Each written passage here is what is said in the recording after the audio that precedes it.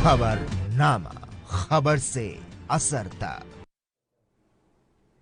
नमस्कार, ये NB news देख रहे हैं आप। मैं हूं मोहित चौधरी और आप सभी का स्वागत है खबरनामा में। देश में इस वक्त कोरोना रिटर्न चल रहा है, साथ में कोरोना पर राजनीति भी चरम पर है। इसके साथ ही कोरोना ने लोगों के मन में एक बार फिर से लॉकडाउन का डर पैदा कर दिया है। लोगों में डर है कि कहीं इसी तरीके से संक्रमितों की संख्या बढ़ती गई तो फिर से लॉकडाउन न लग जाए। यही वजह है कि कई राज्यों में मजदूर एक बार फिर से पलायन करते दिख रहे हैं। इसके साथ ही जिन लोगों की जिम्मेदारी हालात पर काबू पाने के लिए है, वो फिलहाल राजनीतिक रैलियों में व्यस्त नजर आ रही हैं और ऐसे में विपक्ष भी जमकर हमला कर रहा है।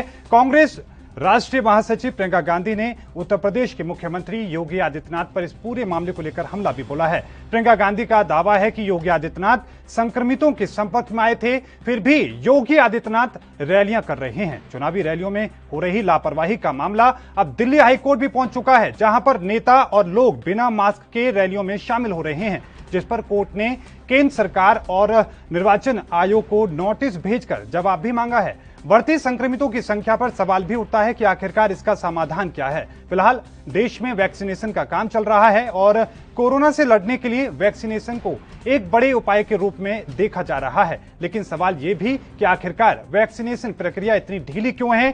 क्यों आखिरकार कई राज्यों में वैक्सीन की डोज खत्म होती नजर आ रही है?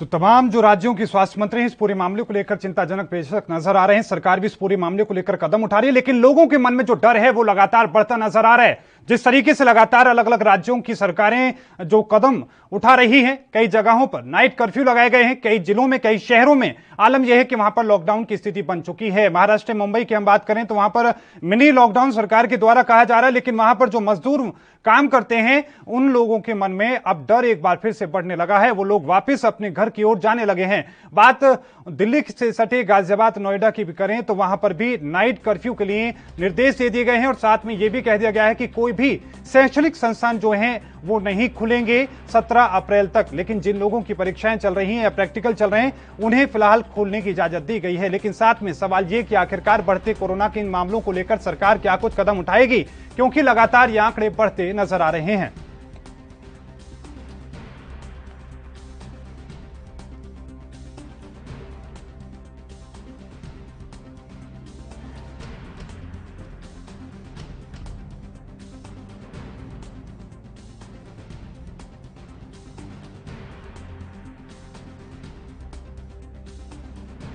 तो लगातार जो आंकड़े हैं वो बढ़ रहे हैं, क्योंकि हर रोज जो आंकड़ा है वो बीते रोज के आंकड़े को पीछे छोड़ता नजर आ रहा है। सबसे बड़ी बात यह है कि जो रफ्तार है इस बार आंकड़ों के बढ़ने की वो पिछले साल के मुकाबले ज्यादा है।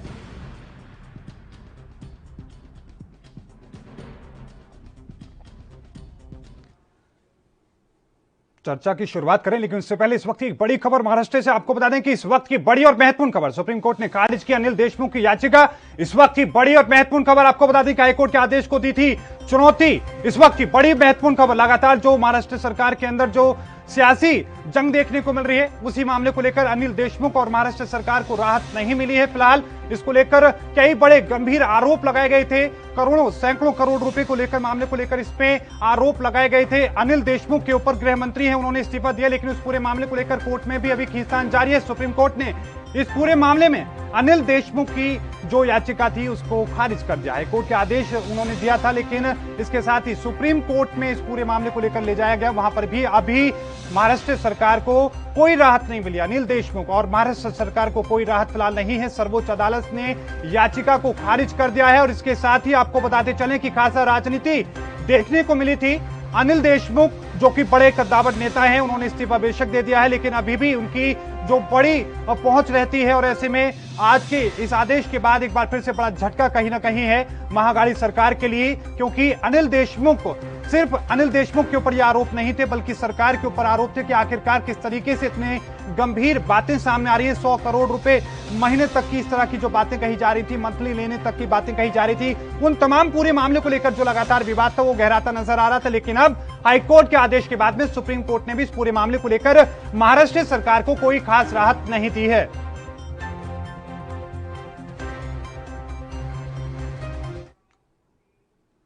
और इसके साथ ही चर्चा करेंगे कोरोना वायरस को लेकर। संजीव हमारे साथ हैं, बीजेपी नेता हैं, आपका स्वागत है बहुत बहुत एएनपी न्यूज पर। साथ में अरविंद चौधरी हमारे साथ, कांग्रेस नेता, आपका भी बहुत बहुत स्वागत है। संजीव, सबसे पहले रुख मैं आपका करना चाहूंगा, बढ़ते आंकड़ों पर क्या कहेंगे आप?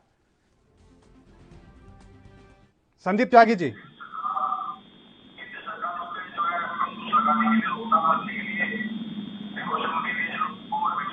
प्रेरित कर रही है, लोग वैक्सीन लगवा रहे हैं और जल्दी धीरे धीरे ये कम होने की तरफ बढ़ेगा। जो लोग वैक्सीन लगवाएंगे तो कम होगा। मैं कहना चाहता हूं जो लोग भीड़ और भड़ाके में, जो लोग ज्यादा भीड़ भड़ाके में हैं, वो उसका कोरोना के जो नियम है उनका पालन करें, 2 गज की दूरी का पालन करें, मास्क जरूर लगाएं।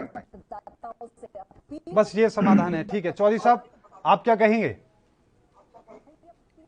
देखिए, ये एक महामारी है और इसमें निश्चित रूप से तमाम सरकारों को और तमाम नागरिक जो कि रिस्पॉन्सिबल लोग हैं, जो रिस्पॉन्सिबल जिनके कार्यों को वो सरकारी निर्देश जो दिशा निर्देश आम जनता पर लागू होता है, उसका वो पालन स्वयं अपने चरित्र में यदि करेंगे तब कुछ जाके उसका समाधान नजर आएगा। इसीलिए सबसे बड़ा चीज है कि देखिए, यह इसमें हम कोई राजनीतिक विवाद नहीं करना चाहते हैं, क्योंकि यह किसी सरकार के द्वारा या किसी पार्टी के द्वारा तो कोरोना वायरस लाया नहीं गया है, यह प्रकृति प्रदत्त वायरस है। तो और इसके लिए जो लड़ाई का तरीका है, उसमें जो गलतियां आती है, उस पर जरूर हमारा प्रश्न होता है और उसको हम उठाते हैं ताकि जनता का हो। आप समझ सकते हैं कि हम बिहार के रहने वाले हैं, हाई कोर्ट 1.25 साल से लगभग बंद है, वर्चुअल कोर्ट चल रहा है। तमाम सरकारी संस्थाओं में बिहार में कोई आम पब्लिक जो है सो पदाधिकारी से नहीं मिल सकता है। इस परिस्थिति में उन लोगों के द्वारा यदि सही निर्देशन नहीं किया। बिल्कुल बिल्कुल चौधरी साहब, हम आपको बीच में रोक रहे हैं, एक छोटे से ब्रेक के लिए जाना होगा। ब्रेक के उस पार भी लगातार चर्चा का सिलसिला जारी है।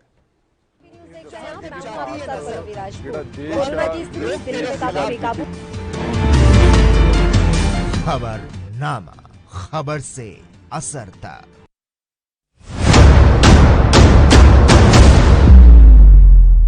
हक की बात दोपहर 12 बजे सिर्फ एएनपी न्यूज पर।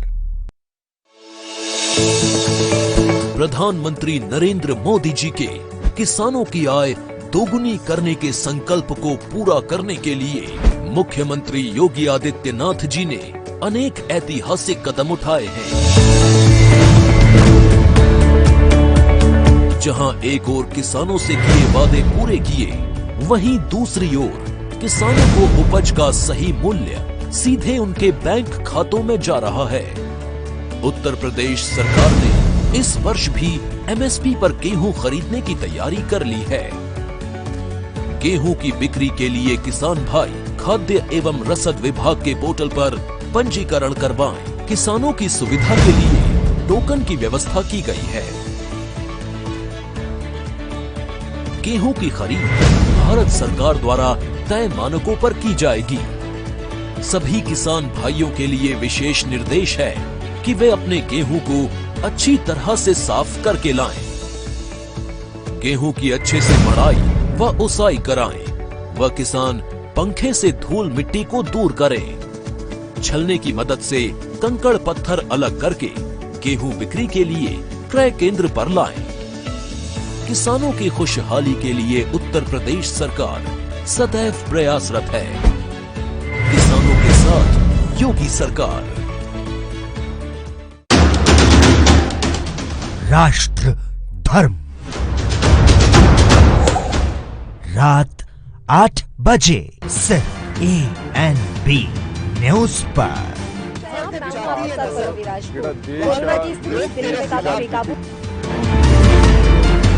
खबरनामा, खबर से असर तक। ब्रेक के बाद एक बार फिर से आप सभी का स्वागत है। लगातार दोनों मेहमान हमारे साथ बने हुए हैं। अरविंद चौधरी, आप अपनी बात पूरी कर रहे थे, साथ में एक सवाल ये भी, क्या लग रहा है कि गलतियां एक बार फिर से वही हो रही है जो पहले हो रही थी? गलतियां तो हो ही रहे और लगातार हो रही है जी। चूंकि गलतियां इसलिए हम कहते हैं कि लगातार हो रही है जी कि आप किसी भी चीज को किसी परिस्थितिवत रिलैक्सेशन कर देते हैं। जी सरकारी महकमे की जहां पर आवश्यकता होती है वहां पर छूट हो जाती है। जब सरकारी व्यवस्था खत्म हो जाती है तो वहां पर फिर जनता की जब व्यवस्था होती है तो वो लागू हो जाती है। तो ये सब लगा और कोरोना की गति पिछले बार से लगभग जो है सो 1.5 गुना तेजी से बढ़ रहा है। जी तो इस सब परिस्थितियों से और सबसे बड़ी बात है कि इनके प्रकरण में इतना बड़ा महामारी है, विश्व स्तरीय महामारी है, और तमाम दलों को बैठा के और तमाम माने सर्वदलीय बैठक करके उसकी समाधान करके सबको इसमें जोड़ने की प्रक्रिया नहीं कर रही है सरकार। इसमें भी सरकार अहंकार दिखा रही है कि हमको अकेले सब काम कर लेना। अरे डेमोक्रेसी है, तो विपक्ष भी एक पार्ट है ठीक है गवर्नमेंट। सर, बिल्कुल विपक्ष की भी जो महत्वाकांक्षाएं हैं, जो उनकी बातें हैं, उनको जरूर सुनना चाहिए सरकार को। ये कहीं ना कहीं आप कहने की कोशिश कर रहे हैं। त्यागी जी एक बात ये समझने की कोशिश कर रहे हैं, जैसा कि सवाल हमने उनसे पूछा, इससे पहले जब कोरोना का संक्रमण लगातार जिस तरीके से बढ़ रहा था, हमारे पास इस तरह की सुविधाएं नहीं थी, इस तरह का हमारे पास अनुभव नहीं था। अब अनुभव है, सारी चीजें हैं, बावजूद इसके जो संक्रमण बढ़ रहा है, आपको लग नहीं रहा कि कमी कहीं ना कहीं बड़ी हो रही है? यही वजह है कि लगातार आंकड़े बढ़ रहे हैं और इसमें लापरवाही सरकार की भी है। सिर्फ लोगों के ऊपर उंगली उठा देना नहीं बात बन पाएगी उससे। सर सरकार अपना काम कर रही है, सरकार अपने काम को सही तरीके से, सरकारी तंत्र जो है बहुत अच्छे से अपने तरीके से अपना काम कर रहे हैं। वैक्सीन का काम बहुत अच्छा चल रहा है, वैक्सीनेशन का काम पूरे देश में, पूरे प्रदेश में बहुत अच्छे तरीके से चल रहा है। वैक्सीनेशन की आप बात कर रहे थे, वैक्सीनेशन की आप बात करने से पहले भी आपने बात कही वैक्सीनेशन का। मैं बताता हूं सर, आपके 6 राज्य हैं देश में, 6 राज्यों ने यह कह दिया हमारे पास वैक्सीनेशन नहीं है, हमारे पास टीका नहीं है कि हम लगा सकें। वो आपसे गुहार लगा रहे हैं और आप लोगों की तरफ से डिमांड पूरी नहीं की गई है। आलम यह है, आज सुबह से लगातार इस पूरे मामले को लेकर जो बयानों का दौर जारी है, लेकिन अभी तक टीके नहीं पहुंचे हैं। सर ये विपक्ष का आरोप है। विपक्ष आरोप प्रत्यारोप की राजनीति करता है, काम करना चाहता नहीं, आरोप लगाना चाहता है। मैं कह रहा हूं, बताइए आप मुझे कौन सा प्रदेश है जहां टीके नहीं लग रहे हैं? उत्तर प्रदेश में लोग टीके लगवाने के लिए लोगों को प्रेरित किया जा रहा है, लोग जा रहे हैं लगवाने के लिए। इतनी तादाद में टीके लग रहे हैं कि वहां नंबर नहीं आ पा रहा, आज का नंबर कल आ पा रहा है। इतनी संख्या में लोग जा रहे हैं, लोग जागरूक है। ये तो विपक्ष का काम है, लोगों को भड़काने का, भड़काने का। अभी मेरे मित्र अरविंद जी कह रहे थे कि विपक्ष को इनसे पूछिए, जब पिछली बार लॉकडाउन लगा था तो ये लोगों की क्या भूमिका थी, विपक्ष ने क्या भूमिका अदा करी थी? सड़कों पर निकल कर भारतीय जनता पार्टी का कार्यकर्ता, सरकार के लोग उनको भोजन देने का काम किया, उनको चप्पल देने का काम किया, उनको घर पहुंचाने का काम किया। विपक्ष की क्या भूमिका थी? कितने लोगों को चप्पलें दी, कितने लोगों को भोजन खिलाया आपने? वो सारी तस्वीरें देखी देश ने, किस तरह की हालत थी, किस तरह से लोगों की आंखों में आंसू था। यही वजह है कि आज सिर्फ लॉकडाउन, जो कर्फ्यू की बात कही जा रही है, नाइट कर्फ्यू लगाया गया, उसके बाद लोगों में डर है कि कहीं लॉकडाउन फिर से ना लग जाए। आंखों में आंसू हैं लोगों के, वो फिर से अपने घर की तरफ भाग रहे हैं। उन्हें मालूम है पिछली बार क्या हुआ था। लॉकडाउन नहीं लगेगा ऐसे जी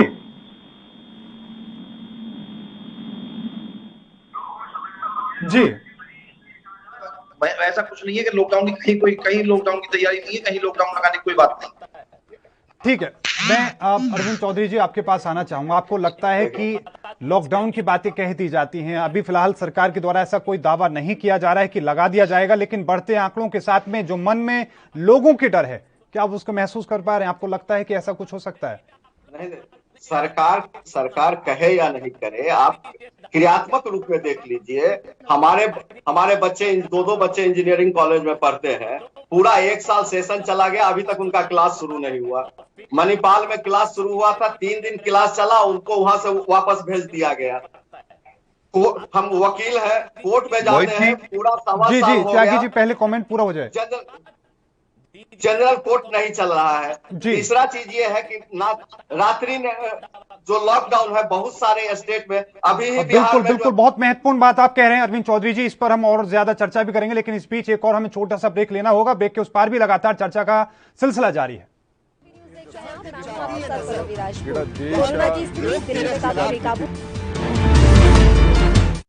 क्या आप दुबले पतले कमजोर हैं? आपकी सेहत नहीं बनती, भूख कम लगती है, वजन नहीं बढ़ता।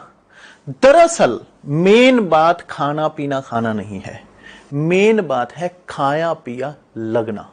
और अगर खाया पिया लगेगा ही नहीं तो सेहत बनेगी कैसे?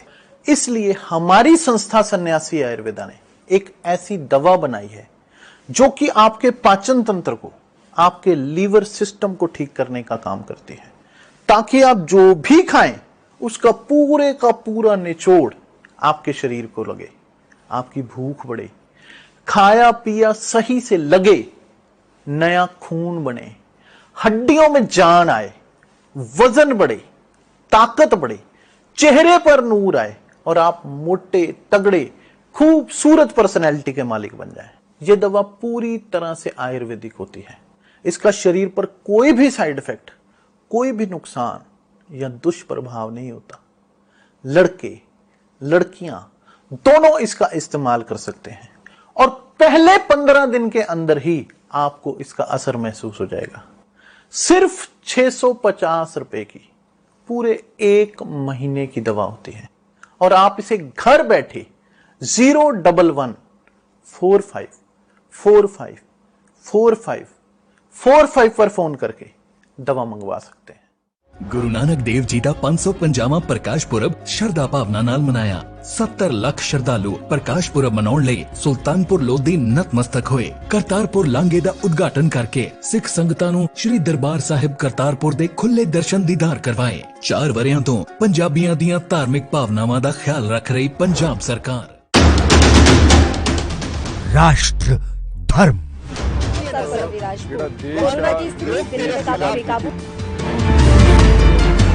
खबरनामा, खबर से असर तक। ब्रेक के बाद एक बार फिर से आप सभी का स्वागत है। रुक करते हैं सीधा हरियाणा के मुख्यमंत्री मनोहर लाल खट्टर का प्रेस कॉन्फ्रेंस कर रहे हैं। क्या कुछ वो कह रहे हैं, आइए सुनते हैं। जानकारी लेके क्या वो काम कर सकते हैं, उसी प्रकार की उनकी सहायता की जाएगी। किसी को इन काइंड सहायता करनी होगी वो करेंगे, किसी को इन कैश एडवांस देना होगा वो देंगे। ऐसे सब लोगों को कम से कम इंटरेस्ट आदि की जो सुविधाएं हैं वो फ्री करने की, जीरो इंटरेस्ट की वो सुविधाएं सब देंगे ताकि उस परिवार को काम करके और आगे बढ़ने के लिए मौका मिले। ऐसे एडीसीज को हमने इस सारे काम का नोडल ऑफिसर बनाया सब जगह, हर जिले में। तो आज सब एडीसीज आए हुए हैं तो और बाकी विभागों के अधिकारी भी हैं। उन सब ने मिल करके इस काम को पूरा करने के लिए संकल्प किया है कि 30 अप्रैल तक ये सारे काम शुरू हो जाएंगे।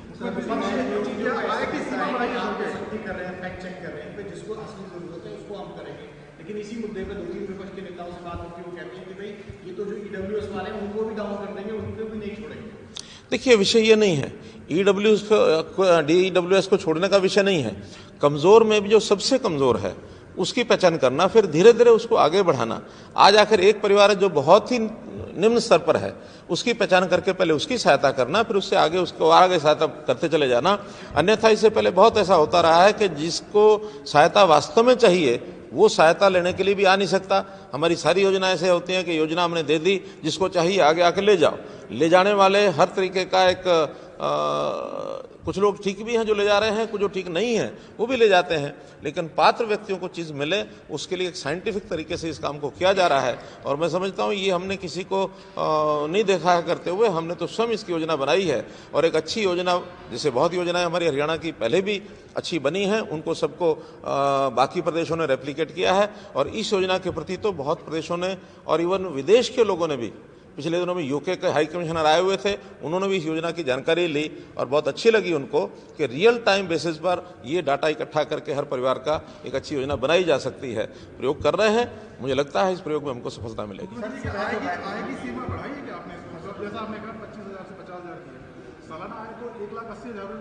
नहीं, सब हमारा 1,80,000 बीपीएल की कैटेगरी 1,80,000 है। नहीं, जिन्होंने सेल्फ डिक्लेरेशन जो दी थी वो, जिसने कुछ ने तो 25,000 या इससे नीचे दी, किसी ने 50,000 या इससे नीचे दी। हम नीचे से जो सर्वे करने के लिए लिस्टें ले रहे हैं, जिन्होंने सेल्फ डिक्लेयर किया वो नीचे से धीरे धीरे बढ़ा रहे हैं। पहले 25,000 के लोगों का सूची लेकर के उसने पुश किया था, अब उसको 50,000 रुपये तक की जो जिन्होंने सेल्फ डिक्लेरेशन की है उसको पुश करेंगे, फिर उनको वेरीफाई करेंगे। नहीं, वेरिफिकेशन के बाद कुछ परिवार निश्चित रूप से जिन्होंने स्वयं डिक्लेयर किया उससे ज़्यादा आने ही वाले हैं, क्योंकि बहुत लोगों ने जो अपनी आय डिक्लेयर की, बाद में सरकारी रिकॉर्ड से उसको वेरीफाई किया गया तो लगभग 75,000 परिवार ऐसे थे जिनकी डिक्लेरेशन वो ठीक नहीं निकली। तो एक स्वभाव होता है मनुष्य का, वो कम से कम लिखवाता।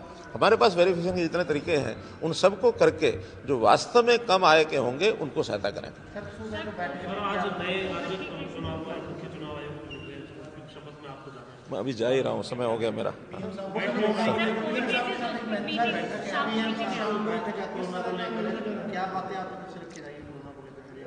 देखिए, आज संयोग ऐसा है और बड़ा सौभाग्य है कि एक ही दिन में प्रधानमंत्री जी के साथ 2 वीडियो कॉन्फ्रेंस हो रही हैं। एक सुबह हो गई है जिसमें 9वें गुरु श्री गुरु तेग बहादुर जी का जो 400वां प्रकाश पर्व है उसको मनाने के लिए कुछ स्तरीय समिति बनी है, प्रधानमंत्री जिसके अध्यक्ष हैं, और उसमें लगभग 70 के आसपास और सदस्य जोड़े गए हैं।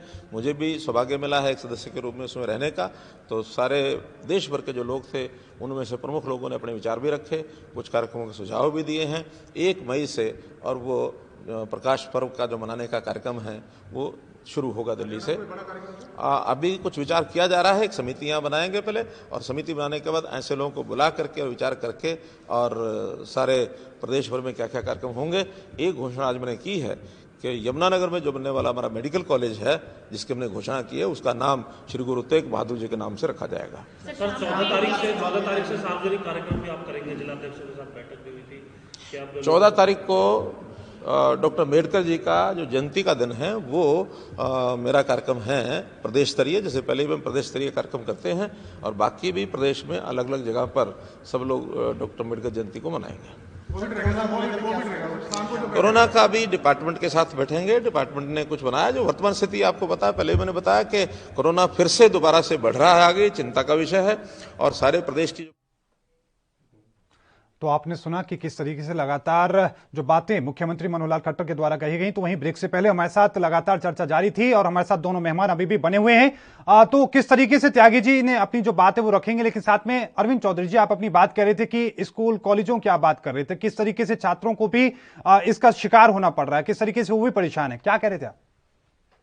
हाँ, वही कह रहा था। पार्शियल लॉकडाउन फिर से शुरू हो गया, 144 लग गया, लोग एक साथ नहीं रह सकते हैं, रात्रि लॉकडाउन लग गया बहुत सारे जगहों पर।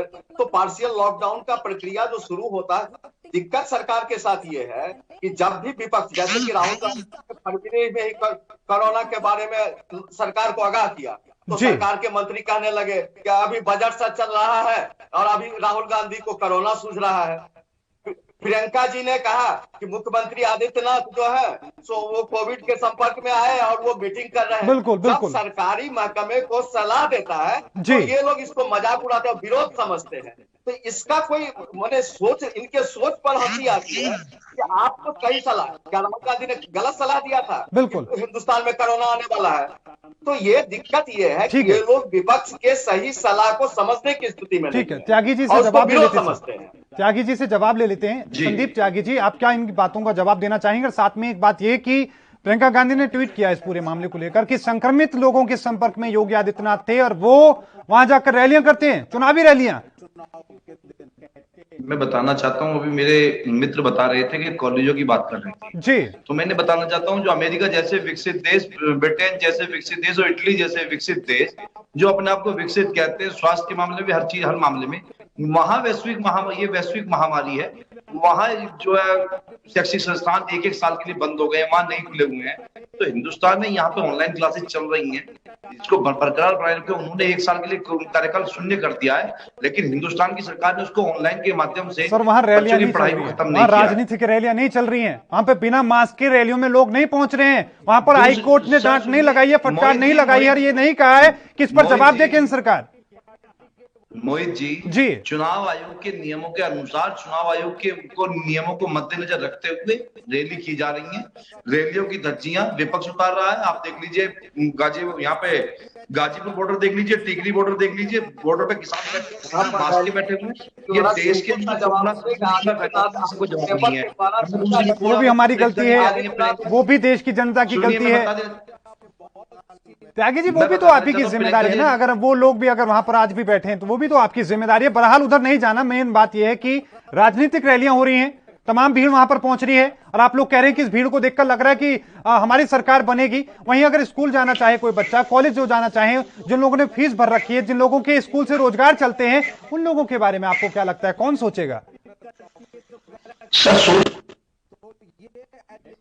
जी दूसरी बात मैं आपको बता देना चाह रहा हूँ, जो प्रियंका जी ट्वीट कर रही है, प्रियंका जी इससे पहले आज तक जो है तो मतलब कब्जाने का हत्या थे। चौधरी साहब, आज वडेरा जी जो है, प्रियंका वडेरा जो आज लैब टेक्नीशियन हो गई है, उनको जानकारी हो गई है कि योगी आदित्यनाथ को कोरोना हो गया। ये अनर्गल बयानबाजी करना, अनर्गल आरोप लगाना, ये गलत है। ये उनके लिए शोभा नहीं देता। वो पार्टी की राष्ट्रीय उपाध्यक्ष है, राष्ट्रीय महासचिव है, उनके लिए शोभा नहीं देता कि वो योगी, उनको कैसे पता है योगी जी को संक्रमित, उनके साथ में संक्रमित लोगों के साथ में ऐसा कैसे कहते हैं उन्होंने योगी जी संक्रमित लोगों के साथ में? उन्होंने देखा कि जी उनके पास में रिपोर्ट कार्ड है। ये अनर्गल आरोप लगाना विपक्ष का काम है। इनकी राजनीतिक जमीन खिसक रही है, ये राजनीतिक जमीन इनकी खत्म होने जा रही है, इसलिए इस तरीके का आरोप ये लोग लगा रहे हैं। इनको दिख रहा है कि बंगाल में, असम में, केरल में इन लोगों का सुपड़ा साफ हो रहा है, वहां इनको कुछ नहीं है, अस्तित्व नहीं बचा है, तो अपने अस्तित्व को बचाने के लिए इस तरीके का आरोप लगा रहे हैं, जिससे लोग उनको सुनने के लिए वहां चलिए चौधरी साहब जवाब लूंगा, जवाब यही इसी बात पर लूंगा कि आखिरकार क्या प्रियंका गांधी लैब टेक्नीशियन बन चुकी हैं, जिस तरह से उन्होंने सवाल किया। लेकिन एक और फिर से हमें ब्रेक पर जाना होगा। ब्रेक के उस पार लगातार चर्चा का सिलसिला जारी है।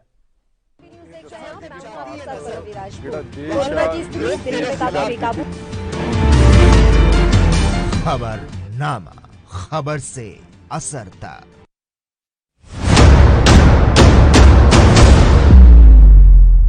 हक की बात दोपहर 12 बजे सिर्फ ANB न्यूज पर।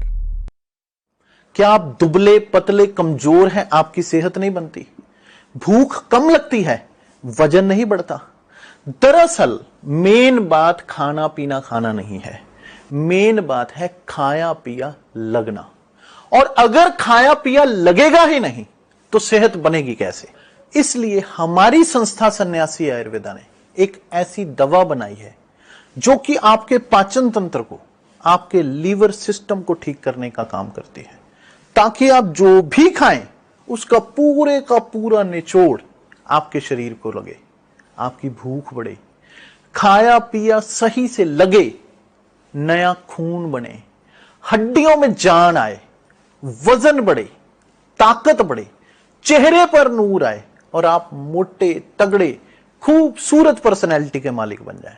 यह दवा पूरी तरह से आयुर्वेदिक होती है। इसका शरीर पर कोई भी साइड इफेक्ट, कोई भी नुकसान या दुष्प्रभाव नहीं होता। लड़के लड़कियां दोनों इसका इस्तेमाल कर सकते हैं और पहले 15 दिन के अंदर ही आपको इसका असर महसूस हो जाएगा। सिर्फ 650 रुपए की पूरे 1 महीने की दवा होती है और आप इसे घर बैठे 01145454545 पर फोन करके दवा मंगवा सकते हैं। ਸਰਕਾਰੀ ਹਸਪਤਾਲਾਂ ਵਿੱਚ ਮੁਫਤ ਕੋਰੋਨਾ ਵੈਕਸੀਨ। ਕੋਰੋਨਾ ਬਿਮਾਰੀ ਤੋਂ ਹਰ ਪੰਜਾਬੀ ਨੂੰ ਬਚਾਉਣ ਲਈ ਵਚਨਬੱਧ ਪੰਜਾਬ ਸਰਕਾਰ। राष्ट्र धर्म,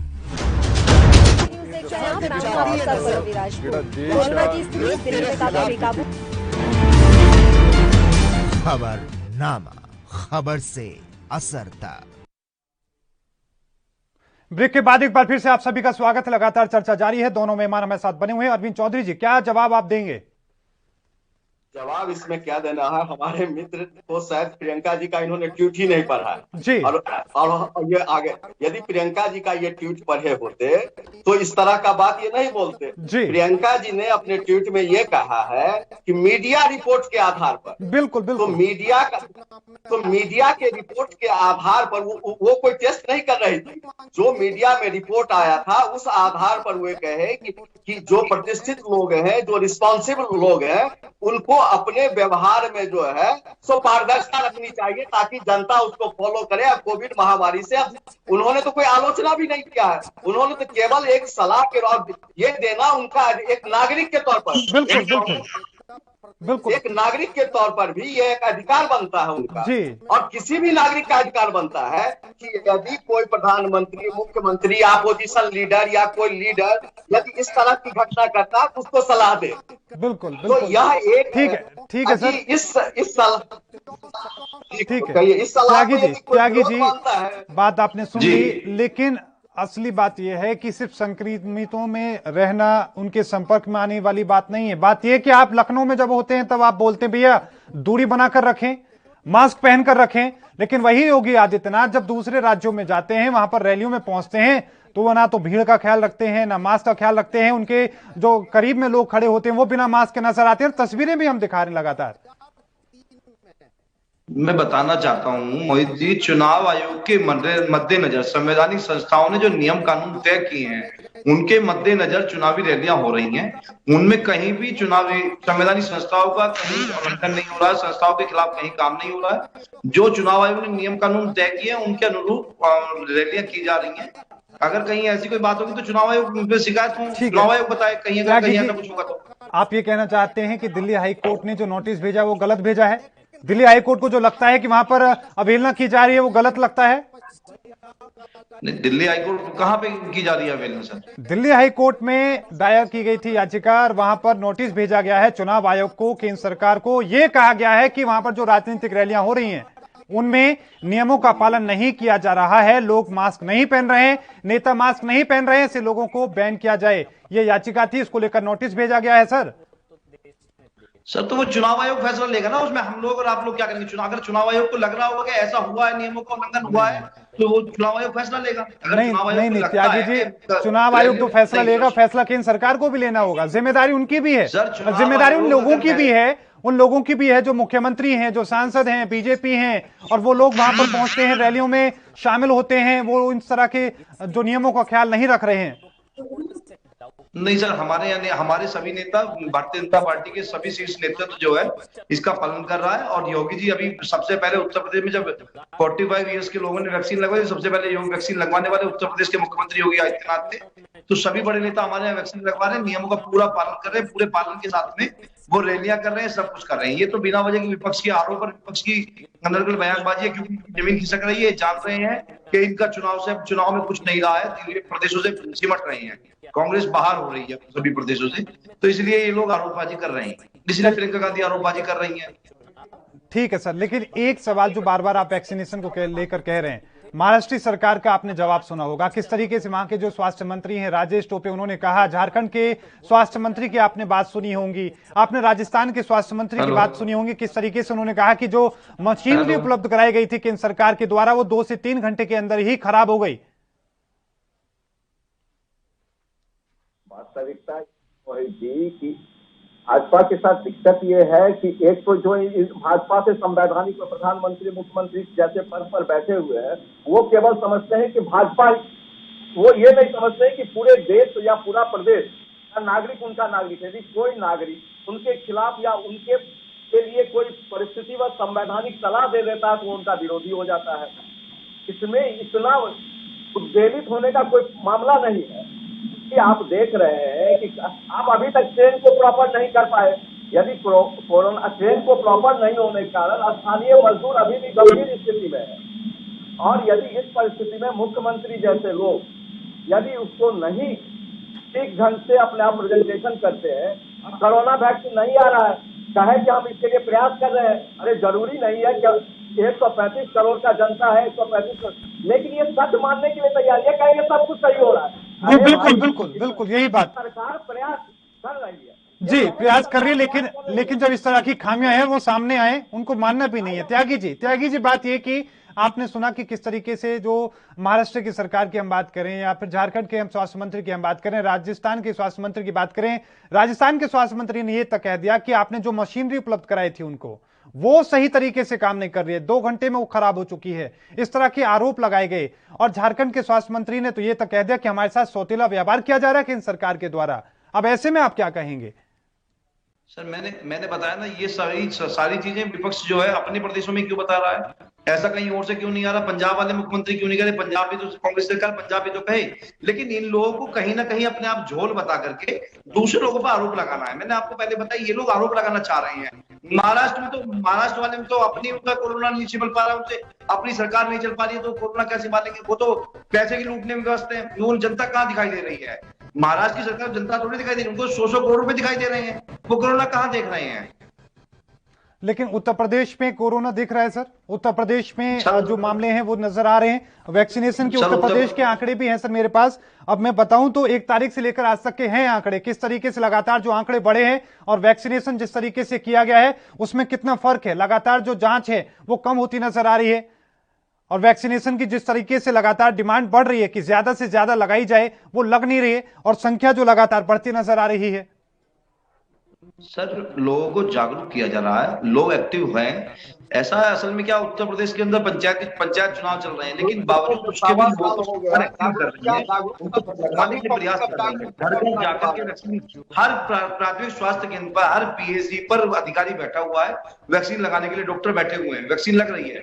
एक सुदूर गांव में जाकर भी अगर आप देखेंगे, बहुत दूर जाकर भी अगर पीएचसी है तो पीएचसी पे वैक्सीनेशन लग रही है। ऐसा कहीं नहीं है। अब लोग पंचायत चुनाव में थोड़ा इंटरेस्ट ले रहे हैं, वहां व्यस्त होने के कारण ऐसा कुछ हो रहा है। बाकी ऐसा नहीं है, सरकारी कहीं कोई लापरवाही नहीं है। सरकार के अधिकारी एक गांव में 3-3, 4-4 लोग वैक्सीनेशन के लिए बैठे हुए हैं। सब काम छोड़ करके स्वास्थ्य विभाग ने सभी काम छोड़ करके पहले इसको प्रायोरिटी दी है, वैक्सीनेशन को प्रायोरिटी दे रही है सरकार। त्यागी जी, फिर ये आंकड़े क्यों नहीं बढ़ रहे? आंकड़े आखिरकार उत्तर प्रदेश के आंकड़े बाकी राज्यों के मुकाबले, छत्तीसगढ़ सर छोटा सा राज्य है, उससे भी नीचे है उत्तर प्रदेश। सर, आंकड़े हमारे यहाँ आप देखेंगे, हमारे यहाँ जो कोरोना की संख्या है वो कम है। हमारे यहाँ कोरोना बढ़ रहा है। बात सिर्फ संक्रमितों की नहीं है ना सर, बात वैक्सीनेशन की भी है ना, क्योंकि सरकार कह रही है कि एकमात्र तरीका है वैक्सीनेशन का, आकर आप वैक्सीनेशन कराएं, टीका लगवाएं, लेकिन वही टीके की रफ्तार उत्तर प्रदेश में भी कम है। नहीं सर, ऐसा नहीं है, आपको आंकड़े गलत नजर आ रहे हैं, गलत तरीके से देख रहे हैं। केंद्र सरकार के आंकड़ों को आप गलत बता रहे हैं, ठीक है। आप ही की सरकार आंकड़े दिए हैं, केंद्र सरकार ने आंकड़े दिए, नहीं लाया आंकड़े, आपकी सरकार दी है, आपकी सरकार ने, कोई कांग्रेस की सरकार नहीं। चलिए ठीक इस कारण से कम हुआ होगा, बाकी जगह ठीक है। हम अंतिम पड़ाव में है, चौधरी साहब के पास जाते हैं। चौधरी साहब, क्या सुझाव आपको लगता है कि ऐसे वक्त में जब आंकड़े लगातार बढ़ रहे हैं, 1 लाख से ज्यादा हर रोज संक्रमितों की संख्या आ रही है, लेकिन क्या लगता है कि ऐसे में इस पूरे संक्रमितों को लेकर जो कम किया जा सके, लोगों को बचाया जा सके, नुकसान ना हो, कॉलेज स्कूल बंद ना हो, लॉकडाउन ना लगे, लोगों की नौकरियां ना जाएं, क्या तरीका आपको नजर आता है इसका समाधान का? देखिए, ये एक संकट पूर्ण माहौल है, इसमें कोई दो राय नहीं है जी। लेकिन इस परिस्थिति में हम इतना ही कह सकते हैं कि जो जांच की प्रक्रिया हो वह ज्यादा से ज्यादा हो। दूसरी चीज ये हो कि लोकल स्थानीय व्यापार का उदय हो। आप देखिए कि व्यापार का केंद्रीकृत हो गया है। अडानी आडवाणी जी जो है, अडानी का संपत्ति आप ही बता रहे हैं कि दुनिया के 20 नंबर के पौधान पर आ गया है, जबकि 14 में जो थे वो जो 150 नंबर पौधान पर। तो कहने का मतलब है जो स्थानीय जिला स्तर पर, प्रखंड स्तर पर, पंचायत स्तर पर व्यापार और उद्योग का हो, स्थानीय और कुटीर उद्योग का शुरुआत हो और उसका एक सिस्टमेटिक व्यवस्था हो। और जहां तक जागरूकता की बात है, हम लोग को एक फोन पर दिन में 25 बार जो हम लोग सुनते हैं, 2 गज जरूरी, मास्क है जरूरी, वैक्सीनेशन के बारे में, अब इससे ज्यादा जागरूकता कहां से होगा? हर एक पब्लिक जागरूक हो गया, लेकिन जागरूकता को इम्प्लीमेंट करने के जो अथॉरिटी है सरकार के पास, उसको अपने में पारदर्शिता लाना पड़ेगा और डेडिकेशन लाना पड़ेगा। और विपक्ष पक्ष इस मामले में सभी को साथ बैठा के एक सामूहिक सहयोग की भावना उत्पन्न करना पड़ेगा। लेकिन सर, गलतियां जिस तरीके से सरकार के ऊपर उंगली उठा दी जाती है, अच्छी बात है, उनसे सवाल पूछे भी जाने चाहिए, लेकिन लोगों की तरफ से भी खामियां जरूर हो रही है। आपको लगता है लापरवाही जरूर उनकी तरफ से हो रही है? यही वजह है कि लगातार जो आंकड़े वो बढ़ रहे हैं, इस तरह की लगातार उनको जागरूक करने की कोशिश होने के बावजूद भी।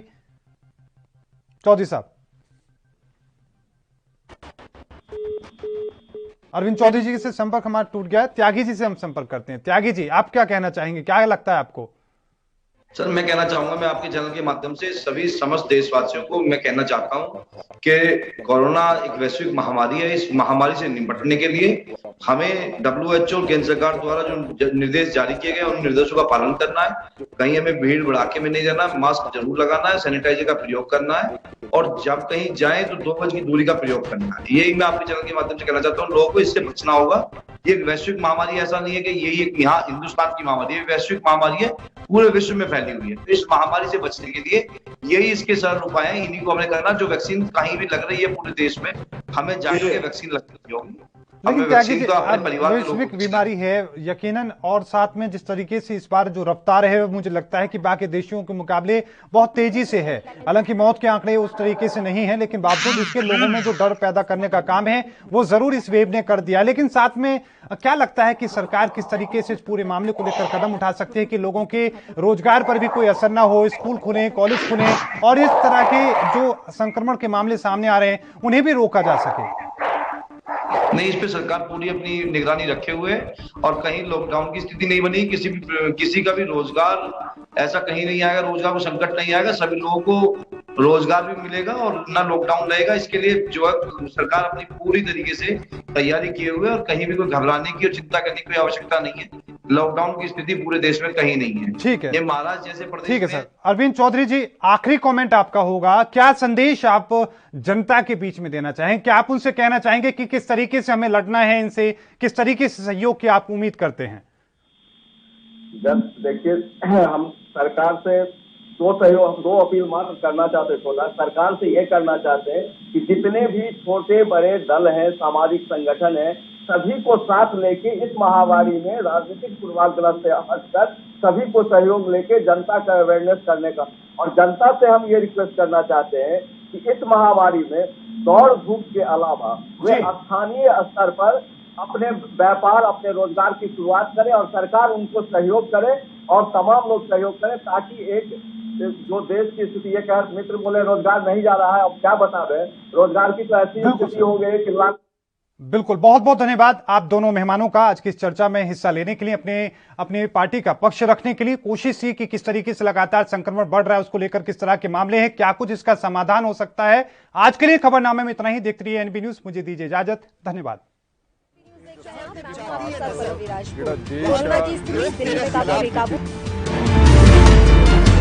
खबरनामा, खबर से असर तक।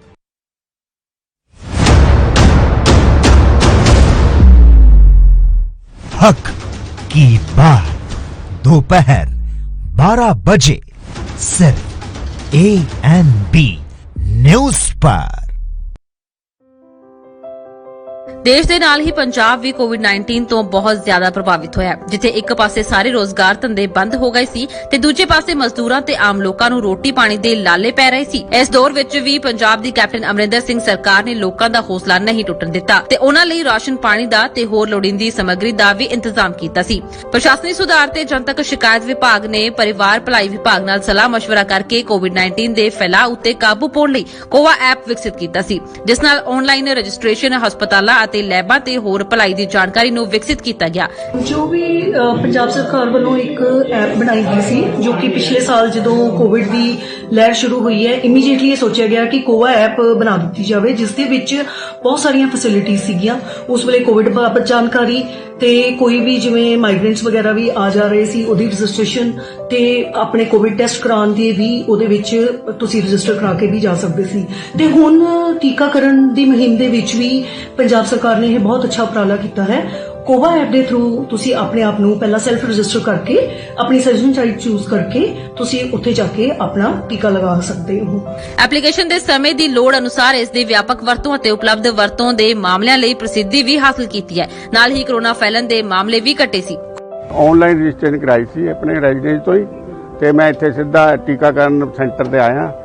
ਮੈਂ ਸੀਨੀਅਰ ਸਿਟੀਜ਼ਨ, ਇਸ ਕਰਕੇ ਮੈਨੂੰ ਕੋਈ ਪ੍ਰੋਬਲਮ ਨਹੀਂ ਆਈ। ਮੈਂ ਸਿੱਧਾ ਉਹਨਾਂ ਨੇ ਮੈਨੂੰ ਟੀਕਾ ਲਾਤਾ ਔਰ ਨਾਲ ਦੀ ਨਾਲ ਮੈਂ ਫਾਰਗ ਹੋ ਗਿਆ। ਕੋਆ ਪਲੇਟਫਾਰਮ ਨੂੰ ਆਰੋਗਿਆ ਸੇਤੂ ICMR IT ਆਧਾਰਿਤ ਇਕੱਤਰਿਤ ਹੌਟਸਪੌਟ ਵਿਸ਼ਲੇਸ਼ਣ ਪ੍ਰਣਾਲੀ ਅਤੇ ਕੋਵਿਡ-19 ਕੁਆਰੰਟੀਨ ਅਲਰਟ ਸਿਸਟਮ ਨਾਲ ਜੋੜਿਆ ਗਿਆ ਹੈ। ਜਦੋਂ ਕੋਈ ਵੀ ਕੋਵਿਡ-19 ਦਾ ਟੈਸਟ ਕਰਵਾ ਲੈਂਦਾ ਹੈ ਤਾਂ ਇਸ ਦੀ ਰਿਪੋਰਟ ਆਪਣੇ ਆਪ ਉਸ ਨੂੰ SMS ਦੁਆਰਾ ਸਾਂਝੀ ਕੀਤੀ ਜਾਂਦੀ ਹੈ, ਕਿਉਂਕਿ ਸਮੇਂ-ਸਮੇਂ ਤੇ ਕੋਆ ਪਲੇਟਫਾਰਮ ICMR ਨਾਲ ਲਿੰਕ ਹੁੰਦਾ ਹੈ ਤੇ ਇਸ ਐਪ ਦੇ ਰਾਹੀਂ ਕੋਈ ਵੀ ਆਪਣੇ ਆਪ ਨੂੰ ਕੋਰੋਨਾ ਟੀਕਾਕਰਨ ਲਈ ਰਜਿਸਟਰ ਵੀ ਕਰ ਸਕਦਾ ਹੈ।